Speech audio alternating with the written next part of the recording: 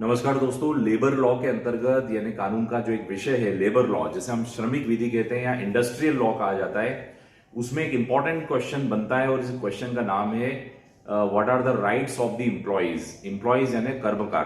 कर्मकार को ही हम श्रमिक कहते हैं। तो श्रमिक अथवा कर्मकार के क्या अधिकार हैं या कर्मचारियों के क्या अधिकार हैं, वर्कर्स के क्या राइट्स हैं, क्या अधिकार है, ये प्रश्न बहुत इंपॉर्टेंट है। और कानूनी जागरूकता के लिए भी ये हमें जानना जरूरी होता है कि श्रमिक कौन होते हैं और श्रमिकों के क्या अधिकार होते हैं। तो आज के इस वीडियो लेक्चर में हम लोग कवर करने वाले who are workers and what are the rights of the workers. So we can also say what are the rights of the employees and labour class.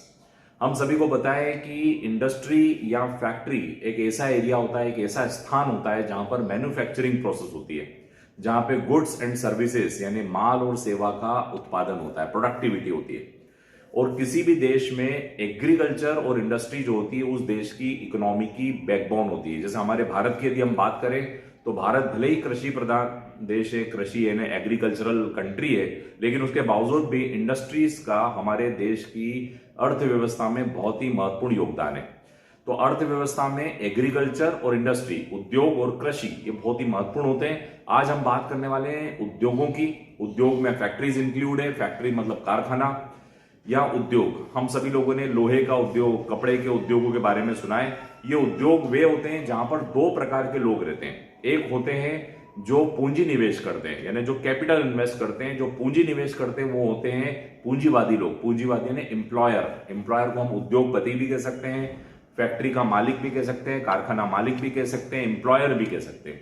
और एक वे लोग होते हैं जिनके पास पूंजी नहीं है, वो पूंजी निवेश नहीं करते हैं, वो लोग अपना श्रम निवेश करते हैं, मैन्युअल वर्क करते हैं, शारीरिक श्रम करते हैं, और ये लोग होते हैं वर्कर्स यानी लेबर क्लास। तो लेबर क्लास वे लोग होते हैं जिनके पास पूंजी नहीं है, ये लोग अपना श्रम निवेश करते हैं। तो प्रत्येक कारखाने में दो पक्षकार हैं, one investing the capital, another investing the labour, और इन दोनों से मिलकर उत्पादन होता है, माल का उत्पादन, सेवा का उत्पादन।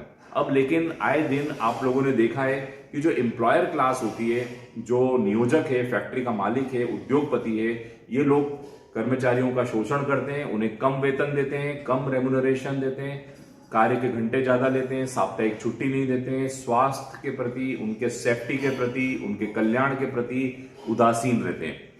इसीलिए लेबर लॉज का जन्म हुआ। और लेबर कानून जो है ये स्लाइटली बायस हैं, थोड़े से झुके हुए हैं। ये सारे जो लेबर कानून है ये वर्कर्स के लिए बनाए गए हैं, वर्कर के हितों की रक्षा करने के लिए, वर्कर्स को प्रोटेक्ट करने के लिए कानून बनाए गए हैं। और लेबर लॉज में बहुत सारे अधिकारों की व्याख्या की गई है। वर्कर्स के अनेक अधिकार होते हैं, लेबर्स के बहुत अधिकार होते हैं। आज उन्हीं अधिकारों को हम लोग कवर करने वाले हैं। तो सबसे पहले लेबर को ही एम्प्लॉइज कहा जाता है और श्रमिकों को ही कर्मकार कहा जाता है, इन्हीं को ही वर्कमैन कहा जाता है अथवा वर्कर कहा जाता है। अब यदि हम बात करें तो वर्कर्स का जो स्टेटस है, वर्कर की जो परिस्थिति वो अत्यंत वीक होती है, बिकॉज वर्कर जो है ये असंगठित होते हैं, इनमें एकता की कमी होती है, भाईचारा की कमी होती है, और इस वजह से they are having very weak position, यानी इनकी स्थिति वीक होती है, कमजोर होती है। और वर्कर्स अनऑर्गेनाइज्ड होते हैं, असंगठित होते हैं, अशिक्षित होते हैं, शिक्षा की कमी, लेक ऑफ एजुकेशन, असंगठित होते हैं, और इस वजह से वर्कर्स का एक्सप्लॉयटेशन किया जाता है। यानी जो नियोजक वर्ग है वो वर्कर का एक्सप्लॉयटेशन करता है यानी शोषण करता है। तो दे आर अनऑर्गेनाइज्ड और because of this they are getting exploited. Exploitation का मतलब होता है उन्हें कम वेतन दिया जाना, ज्यादा काम लिया जाना, उनके साथ मिसबिहेव करना, उन्हें प्रॉपरली छुट्टी नहीं देना, साप्ताहिक छुट्टी नहीं देना, कार्य के घंटे फिक्स नहीं होना, स्वास्थ्य और सेफ्टी के जो प्रोविजंस है उनको ठीक ढंग से लागू नहीं करना। इन सभी चीजों को दूर करने के लिए लेबर लॉज बनाए गए और इस लेबर लॉज में राइट्स ऑफ वर्कर, वर्कर के अधिकारों की व्याख्या की गई। आज हम वर्कर्स के अधिकारों की चर्चा करेंगे। सबसे पहले इक्वल पे। सबसे पहले कानून का आपने नाम सुना होगा, equal pay for equal veg, समान कार्य के लिए समान वेतन। अभी तक क्या होता था कि वर्कर को असमान वेतन दिया जाता था, महिला को अलग, वही काम करने पर महिला को अलग और पुरुष को अलग वेतन दिया जाता था। ये कानून आ चुका है। इस कानून ने कहा है कि हर व्यक्ति को समान वेतन मिलना चाहिए। Equal pay for equal veg कानून बन चुका है। कॉम्पनसेशन, यदि वर्कर का कोई भी एक्सीडेंट हो जाता है, वर्कर का हाथ कट जाता है, वर्कर की मृत्यु हो जाती है, तो ऐसी स्थिति में एम्प्लॉयर को कॉम्पनसेशन देना पड़ेगा, प्रतिकर अथवा मुआवजा देना पड़ेगा। इसके लिए कानून बना workman compensation act 1923।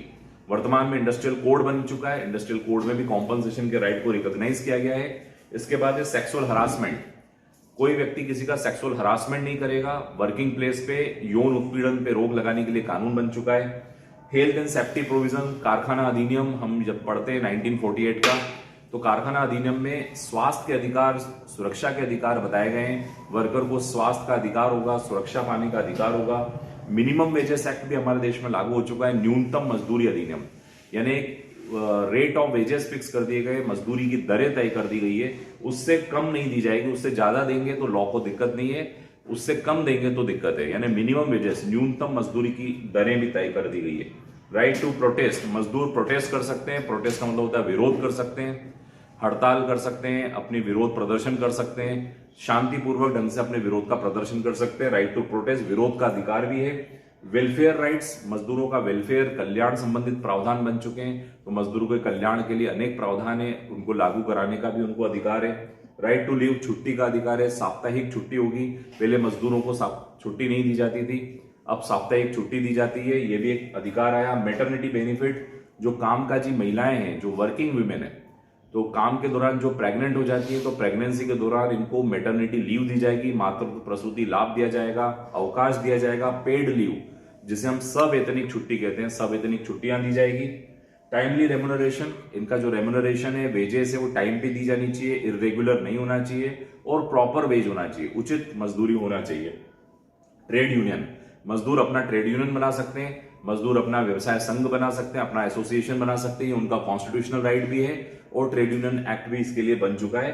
PF and gratuity, मजदूरों को प्रोविडेंट फंड और ग्रेजुटी पाने का भी अधिकार है। तो इस प्रकार मजदूरों के इतने सारे अधिकार हैं। Right to equal pay for equal wage, right to compensation, right against sexual harassment, right to health and safety, right of minimum wage, right to protest, welfare right to leave, maternity benefit right, timely remuneration, trade union right to get provident fund and gratuity. So these are very important rights of the workers. I hope you have enjoyed this lecture. Thank you for watching this video. Kindly subscribe my channel Law Easy. Thank you so much.